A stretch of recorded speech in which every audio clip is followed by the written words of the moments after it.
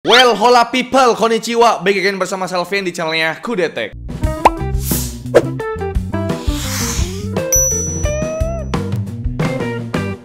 Dan selalu menyenangkan buat bahas laptop gamingnya dari Asus, bre. Terutama tuh Asus TUF seriesnya mereka. Sebab walau nggak semahal ROG, tapi pret gamingnya tuh masih cukup berasa dengan tampang yang lebih bersahaja gitu. Apalagi TUF series selalu punya sertifikasi military grade MIL STD810H yang sangat cocok buat kita orang yang suka ceroboh dalam hal menggunakan laptop gitu loh ya kan. Kalau biasanya TUF series terkenal sama lini laptop di kelas mid-range-nya, kali ini mereka juga bermain di kelas high-end dengan menghadirkan Asus TUF Gaming A15 FA507 UI yang pakai perpaduan antara kubu merah dan juga kubu hijau dengan prosesor dari AMD Ryzen 9 8945HS dan juga distri GPU dari Nvidia nih, yaitu GeForce RTX 4070 laptop. Kalau dilihat dari harganya sih emang menarik banget bre, karena bisa aja nih laptop mengganggu pasar laptop dengan Core i7 di harga 20 juta dikit. Semenarik apa sih TUF Gaming yang pakai Ryzen 9 8000 series ini? Langsung aja kita gas bahas bre. Dari segi tampang, seperti yang kita sebut di awal, walau ini laptop gaming pak, tapi tampilannya tuh terlihat lebih bersahaja dengan back cover abu tua yang terlihat seperti metal padahal masih pakai polikarbonat ya kan.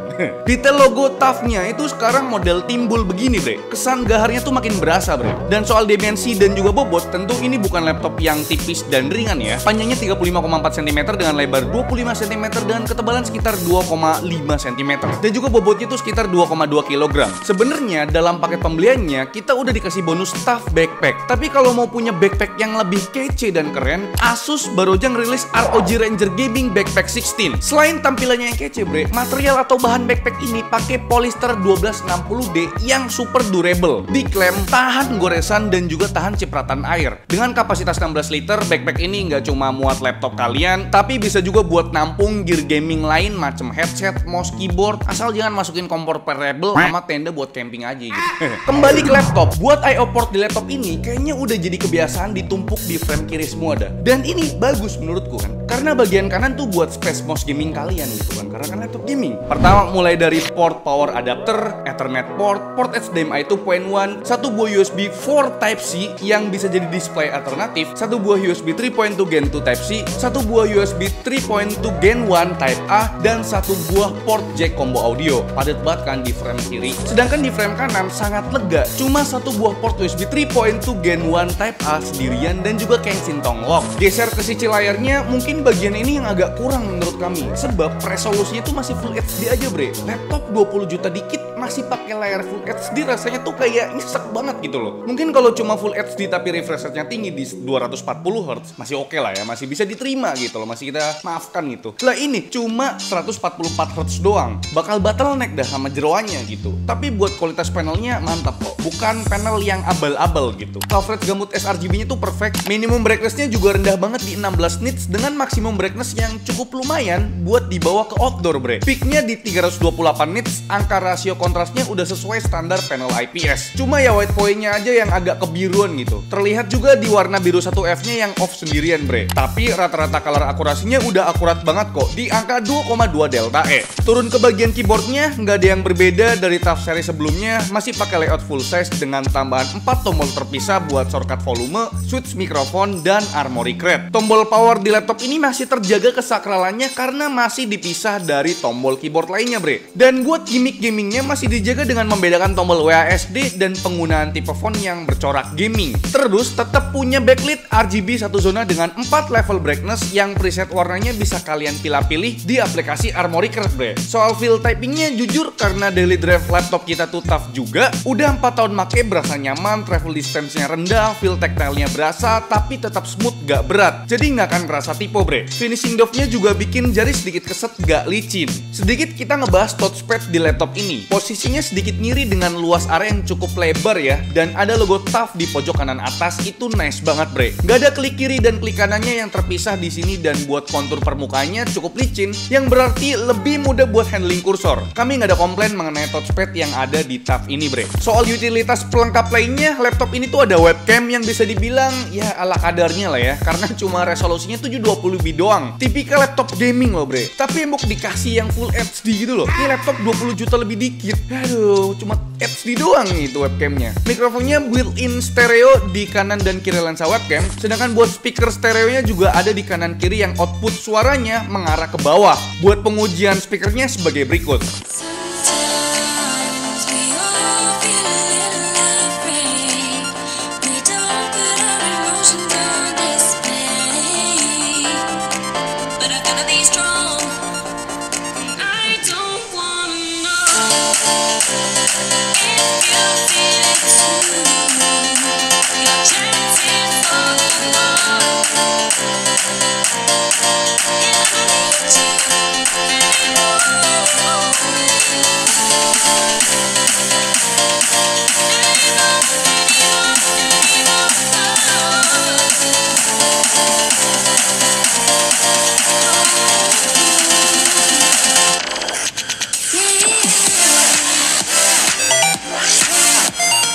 Kualitas speakernya memang bukan yang terbaik ya. Di spesifikasinya sendiri nggak tertulis speakernya tuh tuning by apa gitu loh. Jadi menurutku sih emang nggak fokusin di bagian speaker. Karena biasanya orang yang pakai laptop gaming tuh punya headset gaming mahalnya sendiri bre. Untuk kualitas audionya punya frekuensi low yang kurang wah. Treble-nya sih oke ya, nggak begitu nusuk di telinga. Dan mid-nya lebih baik dengan clarity yang cukup clear bre. Ini sih cocoknya buat dengerin lagu-lagu pop lah. Dan sampailah kita ke pembahasan spesifikasi dari laptop ini nih ya kan. Ini jadi pengalaman pertama buat Kudet dalam review laptop dengan prosesor AMD Ryzen 8000 series. Dan gak tanggung-tanggung bre, kita langsung dapat unit test yang pakai AMD Ryzen 9 8945HS. Sebuah prosesor dengan arsitektur Zen 4 yang punya 8 core dan 16 thread bre. Clock speed prosesor ini up to 5,2 GHz dengan maksimum TDP up to 54 Watt. Tapi yang paling menarik tentu kemampuan dari Ryzen AI mereka yang udah masuk generasi kedua di Ryzen 8000 series ini yang punya peningkatan 60% dari generasi sebelumnya bre. Gokil improve-nya. Seperti yang kita tahu, perkembangan AI itu udah merajalela ya kan. Tentu dunia teknologi dapat tuntutan yang paling gede gitu loh. Begitupun buat prosesor dan juga GPU-nya. Nah, AMD tuh berinovasi dengan menghadirkan chip khusus berupa chip Ryzen AI berbasis NPU alias Neural Processing Unit. Jika workload-nya rendah, chip ini nantinya yang bakal mengerjakan komputasi AI secara terpisah sehingga nggak memberatkan CPU ataupun GPU-nya bre. Tapi nih kalau misalkan workload-nya cukup berat seperti image generatif, maka NPU ini bakal ngebantu kinerja GPU ataupun CPU. Contoh simulasi yang bisa dikerjakan oleh Ryzen AI ada fitur Studio Effect yang ada di webcam laptop ini bre. Dan ini deh bre untuk kualitas perekaman menggunakan webcamnya dari Asus TUF Gaming A15 ya. Dan karena memang udah ada Ryzen AI-nya, jadi kita bisa pakai seperti background effect nih ya kan. Ini ada standar blur biar backgroundnya tuh ngeblur, tapi yang paling gue suka sih yang portrait blurnya. Dan ada automatic framing, jadi bisa ngikutin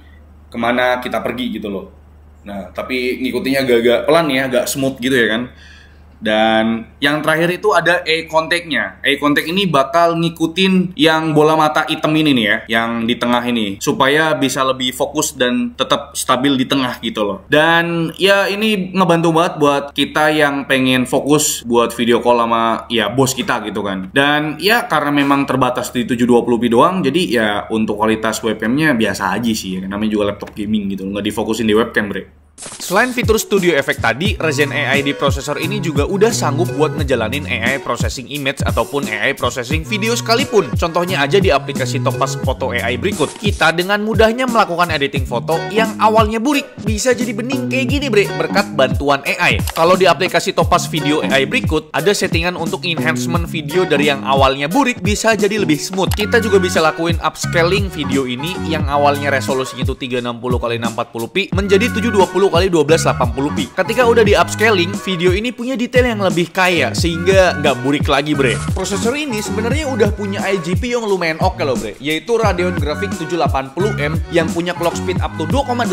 GHz. Di Armoury Crate kalian bisa pilih mau pakai iGPU ataupun mau discrete GPU-nya via MUX switch. Tinggal disesuaikan aja sama kebutuhan kalian. Discrete GPU-nya sendiri pakai GeForce RTX 4070 laptop dengan VRAM sebesar 8GB yang punya clock speed up to 2200 125 MHz tuh ya kan. Dan TGP-nya up to 140-an. Lanjut kita bahas memori atau RAM-nya. Di laptop ini pakai RAM tipe memori SODIMM DDR5. Ada 2 slot pada boardnya, tapi baru terisi 1 slot dengan kapasitas 16 GB 5600 MHz. Begitupun buat storage-nya. Ada 2 slot juga M.2 NVMe SSD di sini, yang baru terisi 1 slot dengan kapasitas 1 TB PCIe Gen 4. Yang menarik bre, baik RAM ataupun SSD, semuanya diberi heat spreader. Mantep nih ya kan. Buat speed transfer SSD-nya bukan yang rata kanan, speed read-nya di angka 5000 MB/s dan speed write-nya di angka 3400 MB/s nih. Soal baterainya gimana? Karena ini pakai prosesor kepala 9 dan pakai distro GPU yang cukup high-end, wajar aja kapasitas baterai di laptop ini tembus 90 Wh. Berdasarkan pengujian kami menggunakan metode streaming video YouTube 1080p dengan volume level dan brightness level di 30% dan mode baterainya di best efisiensi, baterai di laptop ini mampu bertahan kurang lebih 5 jam. Ini terbilang awet banget ya buat kelasan laptop dengan prosesor Ryzen 9 bre. Sedangkan buat pengisian dayanya menggunakan power adapter dengan rating 240 watt butuh waktu kurang lebih 1,5 jam aja. Dan sekarang kita masuk ke pembahasan performa dari laptop TUF ini. Pertama kita bahas performa prosesornya berdasarkan benchmark sintetis Cinebench R20. Kita tes dalam kondisi colok charger dengan 2 mode berbeda, yaitu mode performance dan mode turbo. Performance single core-nya nggak berbeda jauh, begitupun performance multi core-nya. Selisih antara mode turbo dan mode performance nggak sampai 2% bre. Jadi saran dari kami kalau kondisi colok charger cukup pakai mode performance aja. Soalnya fan speed di mode performance lebih lambat, cuma sekitar 3800 RPM atau sekitar 35 desibel. Sedangkan di mode turbo fan speednya tuh tembus 6000 RPM dengan level noise sampai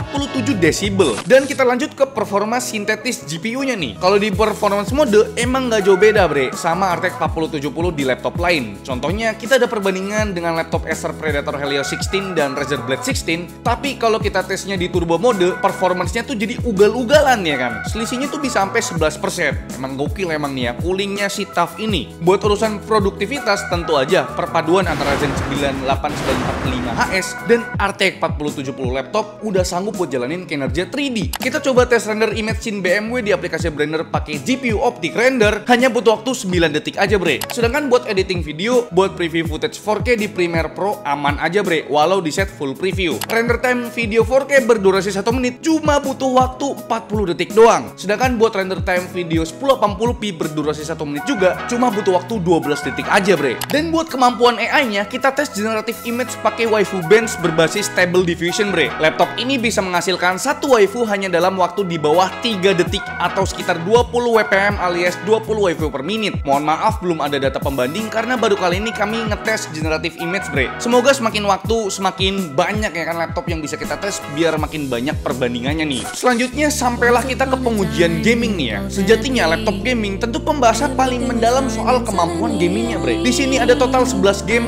yang kita tes dan tentunya mostly kita tes di resolusi 2K dengan preset rata kanan kecuali Cyberpunk ya, karena ya maklum lah ini game berat kan, jadi kita tes di Full HD aja gitu. Dari ketiga pengetesan kita paling optimal tentunya kalau mau pakai ray tracing ultra kita perlu aktifin frame generator alias DLSS 3 quality biar bisa dapat rata-rata 95 fps. Game kedua ada Assassin's Creed Mirage yang kita tes di resolusi 2K preset rata kanan. Kalau kita aktifin DLSS bakal dapat 5 fps lebih banyak ketimbang settingan native-nya yang di kisaran 73 fps. Game ketiga ada God of War. Kalau main di 2K rata kanan cuma dapat 77 fps walau udah pakai DLSS. Game keempat yaitu Far Cry 6 masih sama kita tes di resolusi 2K rata kanan juga. Berkat FSR bisa dapat boostingan sampai 10 fps dari preset native-nya di kisaran 84 fps. Game kelima ada game racing yaitu Forza Horizon 5 yang kita tes di resolusi 2K Extreme. Performance-nya tuh nggak jauh beda sama game Cyberpunk. Kalau mau aktifin ray tracing ultra kita perlu aktifin frame generator juga biar bisa dapat boostingan